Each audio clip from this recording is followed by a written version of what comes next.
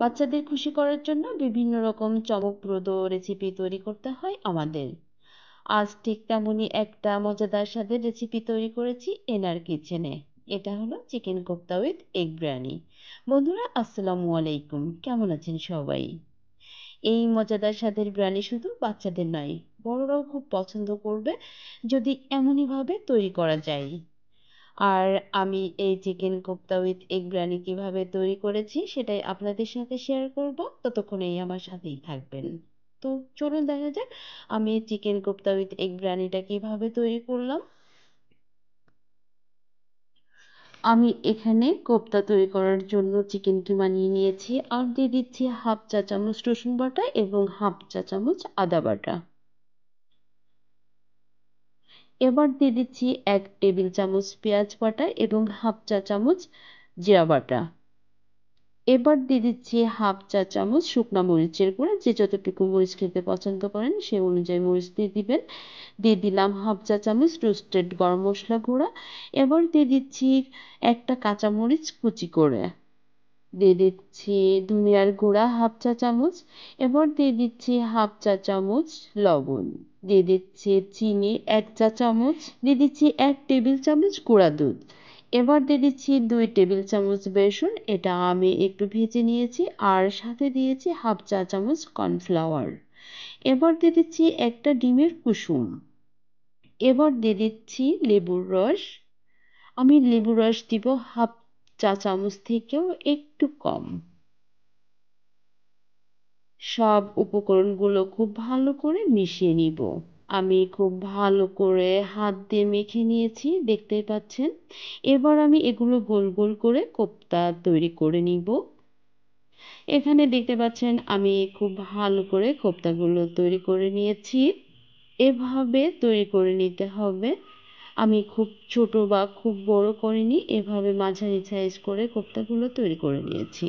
এবার আমি যতটুকু চাউলের বিরিয়ানি রান্না করব তার থেকে ডাবল পানি দিয়ে দিয়েছি দুধ সহ গরম হওয়ার জন্য। আর এদিকে দিয়ে দিয়েছি আর একটা প্যান, কোপ্তাগুলো ভেজে নিব। এবার দিয়ে দিচ্ছি সয়াবিন তেল। তেল গরম হওয়া পর্যন্ত অপেক্ষা করব। তেল গরম হয়ে গিয়েছে, এবার আমি কোপ্তাগুলো একটা একটা করে ছেড়ে দিব। এভাবে একটা একটা করে আস্তে আস্তে কোপ্তাগুলো ছেড়ে দিতে হবে, নইলে তেল ছিটকে পড়ে হাত পুড়ে যেতে পারে। আমি যেভাবে কোপ্তাগুলো দিয়ে দিচ্ছি এভাবে দেওয়ার চেষ্টা করবেন। সবগুলো কোপ্তা দেওয়া হয়ে গিয়েছে। এবার আমি কোপ্তাগুলো উল্টে দিব। দেখতে পাচ্ছেন আমি সবগুলো কোপ্তা উল্টে দিচ্ছি। আমি যেভাবে ভেজে নিচ্ছি কোপ্তাগুলো ঠিক এমনই করে ভেজে নেওয়ার চেষ্টা করবেন। খুব বেশি ভাজলে কোপ্তাগুলো আসলে ড্রাই হয়ে যায়, খেতে ভালো লাগে না। এবার আমি কোপ্তাগুলো তেল ঝরিয়ে তুলে নিচ্ছি। দেখতেই পাচ্ছেন কোপ্তাগুলো খুবই ভালো হয়েছে। আমি আর একটা ফ্রাই প্যান চুলায় দিয়ে দিয়েছি, আর দিয়ে দিলাম সয়াবিন তেল। এবার দিয়ে দিচ্ছি ডিম। আসলে ডিমগুলো দেখেই বুঝতে পারছেন খুবই ছোট ছোট। এই ডিমগুলো হচ্ছে কোয়েলের ডিম। এই ডিমগুলো দিয়ে বিরিয়ানি রান্না করার একটাই কারণ যে বাচ্চারা খুবই পছন্দ করবে, আর কোপ্তার সাথেও মিলে যাবে। এজন্যই আমি এই ডিমটা ব্যবহার করেছি। আর ডিমগুলো খুব আমি হালকা করে ভেজে নিব। ডিমগুলো ভেজে নেওয়া হয়ে গিয়েছে, এবার আমি তেল ঝরিয়ে তুলে নিচ্ছি। আবারও ফ্রাই প্যানে তেল দিয়ে দিয়েছি। আর এবার দিয়ে দিচ্ছি 1 টেবিল চামচ পেঁয়াজ বাটা এবং 1 চা চামচ রসুন বাটা। দিয়ে দিচ্ছি 1 চা চামচ আদা বাটা। এলাচ বেটে দিয়েছি 6-7টা, চাইলে থেতো করে দিতে পারেন। এবার দিয়ে দিচ্ছি 1 চা চামচ জিরা বাটা। দিয়ে দিচ্ছি তেজপাতা 2 টুকরা। এবার দিয়ে দিচ্ছি দারুচিনি বড় 1 টুকরা। এবার দিয়ে দিচ্ছি ধনিয়ার গুঁড়া 1 চা চামচ। এবার দিয়ে দিচ্ছি হাফ চা চামচ মরিচের গুঁড়া। দিয়ে দিচ্ছি রোস্টেড গরম মশলা গুঁড়া হাফ চা চামচ। এবার দিয়ে দিচ্ছি লবণ স্বাদ মতো। সব উপকরণগুলো ভালো করে কষিয়ে নিব। এবার দিয়ে দিচ্ছি কালো এবং সাদা গোলমরিচের গুঁড়া হাফ চা চামচ। দিয়ে দিচ্ছি জয়ফল জয়ত্রী গুঁড়া। আবারও নেড়ে এগুলো ভালো করে মিশিয়ে দিব। এবার দিয়ে দিচ্ছি 1 কাপ পানি। বলক আসা পর্যন্ত অপেক্ষা করব। বলক চলে এসেছে, এবার কোপ্তাগুলো ছেড়ে দিচ্ছি। কোপ্তাগুলো নেড়ে ভালো করে মশলার সাথে মিশিয়ে দিচ্ছি। এবার দিয়ে দিচ্ছি 1 কাপ দুধ।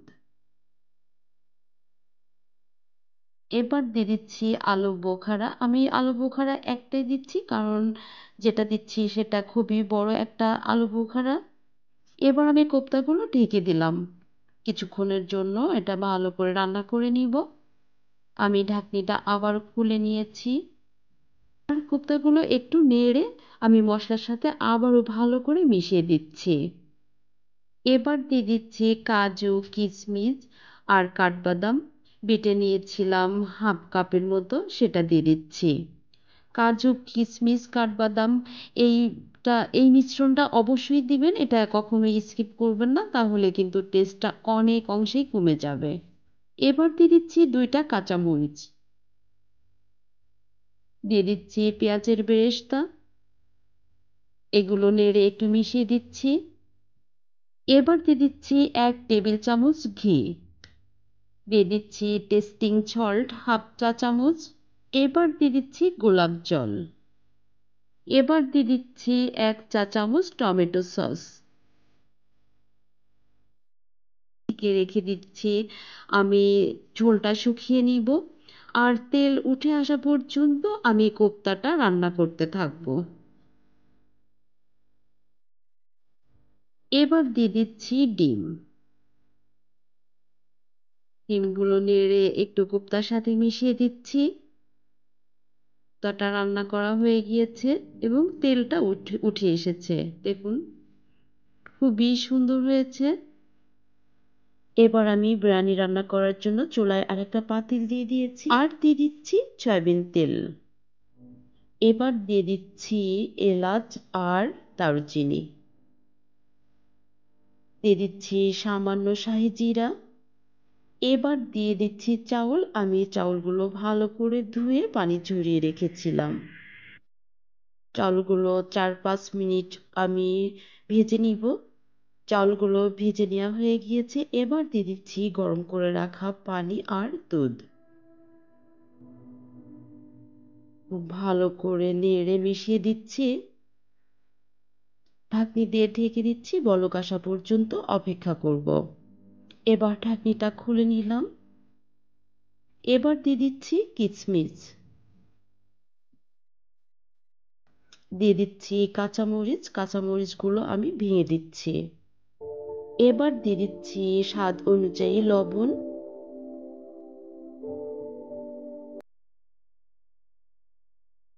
এবার দিয়ে দিচ্ছি পেঁয়াজের বেরেস্তা। দিয়ে দিচ্ছি চিনি 1 চা চামচ।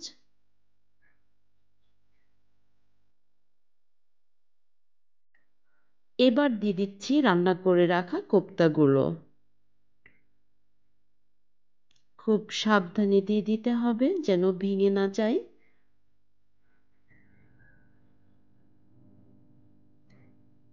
এবার আমি খুব আলতো হাতে এগুলো মিশিয়ে দিব।